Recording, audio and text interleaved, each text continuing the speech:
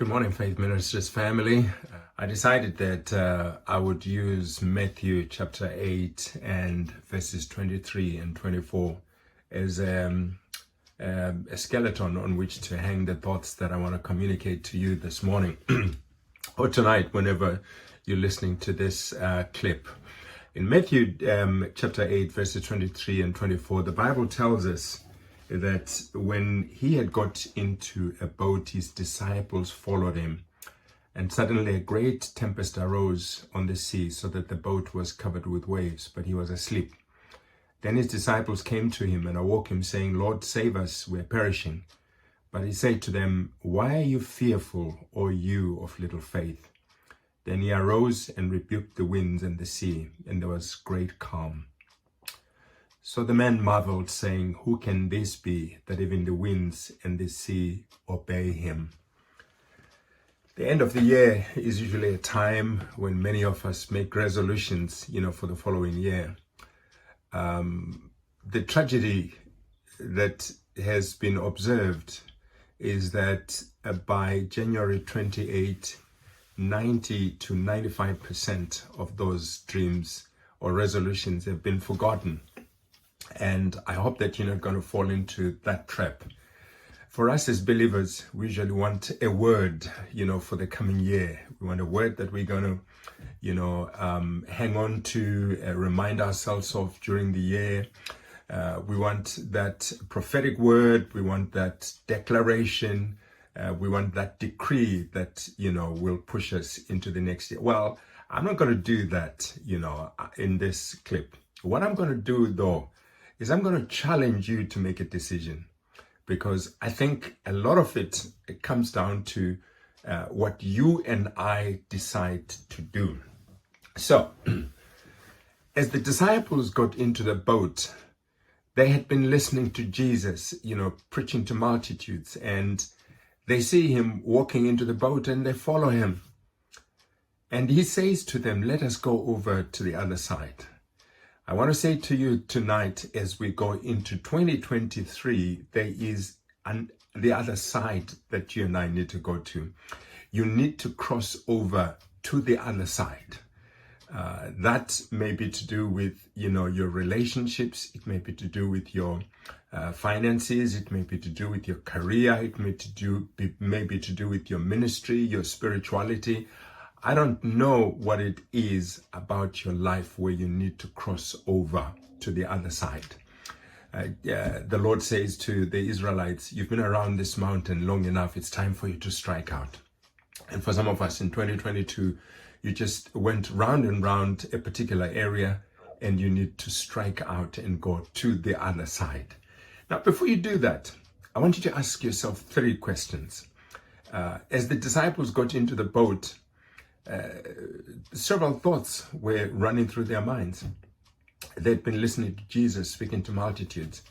And I want you to think about these 3 things that possibly may have been going, on in their minds. 3 questions that could have preoccupied their thoughts. Number 1, what was it that worked for them during that day? And for you, what is it that worked for you in 2022? What went well? What do you have to celebrate? What is it that you are able to celebrate concerning 2022? What things went well that you would not only want to celebrate, but you would want to continue as you go into 2023? Folks, sometimes we're in danger of being ungrateful for the things that God has done for us. The psalmist says, "Forget not, his benefits." God has done tremendous things for us in 2022. And we should be grateful. Look at all the things that worked and why they worked. And, celebrate those things. Thank God for those things, because you'll want to continue them in 2023. The second question that we want to ask is, what didn't work? The disciples probably would have, thought of things that they didn't do properly during that day as Jesus was, ministering to the multitudes and so on. What is it for you that did not work in 2022? And why didn't it work? The reason you want to ask that question is because You want to make sure that you stop those things, and you want to make sure that you avoid those things. You don't want to go into 2023 and repeat the things that, you didn't work for you in 22 or in years gone by. Socrates would say that an unexamined life is not worth living. Folks, some of us don't spend time to ask these important questions, to examine ourselves, to say, where have we been in 2022? What are the things that, worked, and what are the things that didn't work? And of course, the third question is, what am I looking forward to in 2023? You need to ask yourself this. As we end the year, those questions are absolutely vital, because we are all going on a journey. If you're a follower of Jesus, you're following him into 2023. He is getting into a boat and he wants to take you to the other side. But ask these questions first.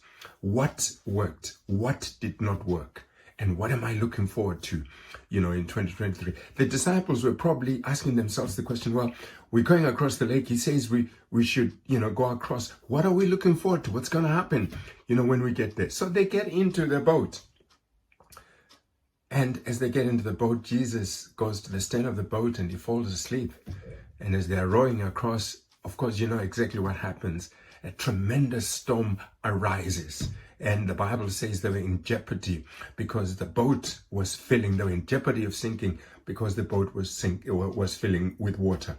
I want to say to you that storms will come to all of us in 2023. I can guarantee you that there are going to be uncomfortable moments in your ride in 2023. There are going to be storms that are going. It is the nature of life for storms to come to all men.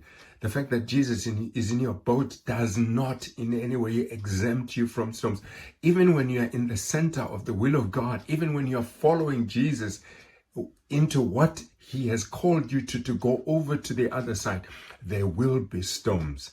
I can guarantee you that because it is the nature of life that storms will come to all of us in 2023. But the biggest thing that is important for us to realize is the fact that Jesus is in our boat. That's the thing that you've got to worry about. Did you follow Jesus into the boat that you're in? Or are you like, Jonah, who walked into a boat where God was not, was walking in disobedience, was going away from God and found himself in trouble? Listen, there are people as we cross over into 2023 who are going to get into the wrong boat. Friends, I want you to make sure that you've got into the right boat. The right boat is the one that Jesus walked into. And it doesn't matter what storm you're going to face. As long as Jesus is in that boat, you are safe. All that you need to worry about is whether you followed him into the boat, whether you followed behind his footsteps. Are you doing what you're doing in obedience to what God, has called you to? What's your vision? What's your dream for 2023? Where are you going? Are you following Jesus, or are you just following your own dreams? Many of us have our own plans and our own dreams, and we're going to step into a boat that Jesus is not, like Jonah. And friends, as storms come to all men, if Jesus is not in your boat, you're going to be in trouble. You may have to be tossed overboard. There are people who are going to have to, be tossed overboard in 2023 because they got into the wrong boat. I want to challenge you to make a decision to get into the right boat. Make sure that where you are going is where Jesus is. Because when the storms of life come, as sure as I'm speaking to you, they will come. When they come, if you know that Jesus is in your boat, you are safe. Being in the will of God, of course, does not exempt you from the storms of life. But when you know that you're in the boat, you're fine. I'm reminded of Paul as he journeys to Rome on that journey, next chapter 27. And of course, they hit the storms that they hit.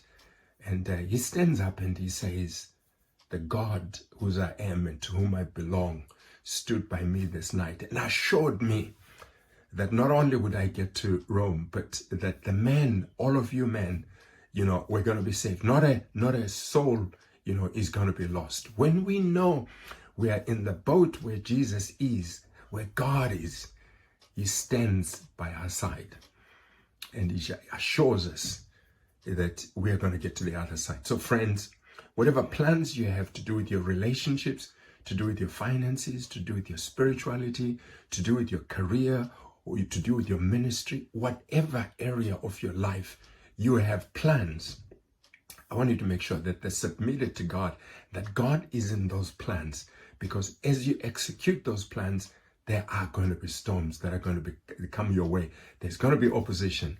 But when God is there, you are fine.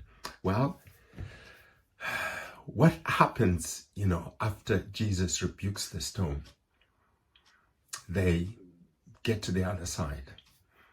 The Bible tells us that as soon as they land, there's a demon-possessed man who lives, amongst the tombs, comes straight at them and is wanting to attack them, because no man, people had not been able to pass through that area because of this, man who was, demon-possessed, was always cutting himself and was violent and all that. Friends, you'd think that having survived the waves and the storm, that it was all over, and that when they landed, everything would be peaceful and they'd be received nicely and warm welcome and so on. No. After you survive the storm in the sea, you still have to face demoniacs. You still have to face other situations that are going to come your way to try and stop you from landing on the other side. Listen, trouble will always face us. And don't just, let the security of having arrived lull you into passivity. Realize that there's going to be further storms. But in all of this, you need to understand, you need to look at this from Jesus's perspective. What was the purpose of going over to the other side? The purpose of going over to the other side, if you look at it in retrospect, you realize that Jesus had a vision of 10 cities that he wanted evangelized. He wanted the people of the 10 cities in Decapolis to be evangelized. And what he was looking for was an evangelist. And the reason for the passage, the voyage across the lake, was to find a demoniac and free him from the bondage of the demons, and then send him as an evangelist to the 10 cities.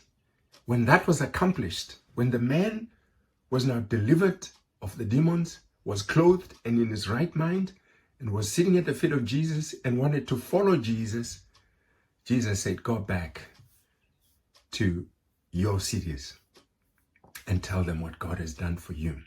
Friends, all the trouble, all the storms that come in our lives are for two purposes. One, to reveal Jesus to the world around us. And secondly, that he might be glorified through our testimony. So the decision that I'm asking you to make, as we think about resolutions, for the coming year 2023, I want you to be very clear in your mind. There are these very clear steps that I want you to take. The first is to say, having inspected your life, having examined your life, and having asked those questions, what worked, what didn't work, what am I looking forward to, in 2023, as you think about what you're looking forward to in 2023, have these three things, in mind. Number one, what result do you want to see at the end of 2023? If we were standing this time next year, what result do you want to, be talking about? What would be your testimony? I can see the disciples at the end of that voyage, having got back. I can see them talking about what, Jesus had done in their lives. I can see them magnifying God and talking about how he spoke to the stones talking about how he delivered the demoniac, talking about how their faith, had grown as a result of seeing Jesus take them through that and following Jesus through all of that. What is your vision? Where do you want to be? What result do you want to see at the end of 2020? Clarity is very important, because whatever you focus on, whatever your vision is, your mind is going to focus on that, and your energies are going to be driven toward that. Clarity is very important. A lot of us are hazy in what we're looking forward to. What improvement do you want to see in your life? When we talk about the other side, what is it that you want to see on the other side? What do you want to be? Who is the person that you want to be when you get to the other side? And second question is, why do you want to see that result? Why is it that you want to accomplish what you want to accomplish? When we talk about your finances, when you talk about your relationships, when you talk about your career, when you talk about why do you want to see what you want? What is the purpose? In other words, what is the purpose of your vision? Why do you want, to see the result that you are looking for? Number one, you must be clear about the result that you're looking for, the purpose, the vision of what you want to see. And secondly, be clear about the reason for that, the why. When you are clear about the why, it gives you energy, and you are able to move with clarity. Your energy is, you are energized to accomplish. You don't forget the dream. You don't forget your resolutions for the year. The reason a lot of people, forget their resolutions for the year is because they're not clear about the outcome that they're looking for, the results they're looking for, and they're not clear about why it is that, they want that particular outcome. Listen, if you're being chased by, a monkey, or if you're being chased by a cat, you will run. But listen, when you are being chased by a lion, you will run much faster. The reason for your journey, the reason for what you are doing gives you energy and releases, tremendous enthusiasm. You're not going to fall asleep if you're being chased by a lion. You will run faster. And if you're clear about the reason why you are doing what you're doing, it's going to give you energy, and you're not going to forget about your resolutions by January 28. No, you're not going to, because that reason gives you motivation, and it gives you energy, and you want to run for your life. So you must be clear about why, what you want to see at the end, what outcome you want to see. You must be clear about why, and then you must have a plan to see that, come to pass. Many of us don't plan. We just make resolutions and pray that, as we repeat them during the year, things are going to happen. No, you got to have a clear plan. Many of us have dreams that can change, nations, that can change communities, that can change societies. We have plans. I mean, we have, dreams and whatnot on our shelves that we've crafted. But the problem is execution. We don't have a plan that, is going to translate those dreams from being dreams into, actionable steps in our lives. A life that is not planned is, failing to plan is planning. Failing to plan is planning to fail. When you do not have a clear plan of how you're going to get to the other side, let me tell you that you've as good as failed. Many people have resolutions that they make at the end of the year, but they do not have accompanying plans that they're going to use in order to execute, in order to bring those dreams into reality. Let me tell you that a vision or a dream without a plan is just a pipe dream. But on the other hand, rushing into action without a clear vision is a sure recipe for chaos in your life. Don't just rush into action. Stop to see what it is that you want to do and plan very carefully. I always talk about my dad, my father. my father believed in me, and he had a dream of me. He'd be sitting under the trees with his friends in the village, and the plane would go over his head or their heads, and he would say, "My boy Ngwiza is on that plane, and he's going to England." He used to say, he's going to England to preach to the whites. And you know, that dream has always motivated me. He would say to his friends, "My boy Ngwiza can do anything he dreams of doing." In fact, he would talk about the plane, and he'd say, "The reason that my son Ngwiza doesn't have a plane is because he hasn't figured out, where to park it." That's how much my father believed in me. And that dream sustains me. It just makes me believe, not only do I have the privilege of having had a father who believed in me, but I have a Father in heaven who believes in me. He believes in me so much that at a young age, when I was about to finish primary school, I got kicked out of the village. Headmaster, spoke to my parents and said, "This boy is going to go places in the world, and therefore I don't want him in my village school, because if he does his grade 7 in my village school, he is not going to make it into secondary school." And because of being kicked out of the village at that level, I made it into secondary school. And not only that, but his words have been fulfilled in my life, in that I have gone to places around the world. And this is the vision that sustains me. This is the dream that my Father in heaven has a dream concerning my life. And that dream drives me. That dream is the reason I'm here in London. That dream is the reason I do what I do, because my Father has said, "Let us go over to the other side." I left the village to go over to the other side. And I have been leaving places to go over to the other side. I left Zimbabwe to come here because I was going over to the other side. At one point, I left Zimbabwe to go to America because I was going over to the other side. Where are you going over in 2023? And what's your dream when you get there? What is it that's motivating you to go there? For me, the dream is to be all that God intended for me, and to accomplish all that God intended, for my life. That's the why. That's what drives me. I want to tell you this. I have a fear of disappointing my Father. I don't want to disappoint my Father. What keeps me going is the desire to see the joy on my Heavenly Father's face when I get there, finally. And he says, "Well done, thou good and faithful servant. You've been faithful in small things. Be made faithful over bigger things." Listen, my friends, there's the other side that you need to cross over.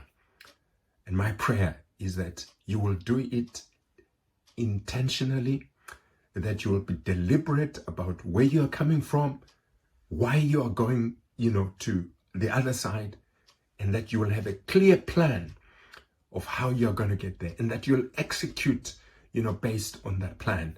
That it's not just going to be a pipe dream of, repeating mantras and declarations and decrees and so on. No, but that is going to be a clear, actionable plan that you're going to put into practice, and that every day of 2023, every week of 2023, every month of 2023, you're going to be reviewing that plan and saying, did I make it today?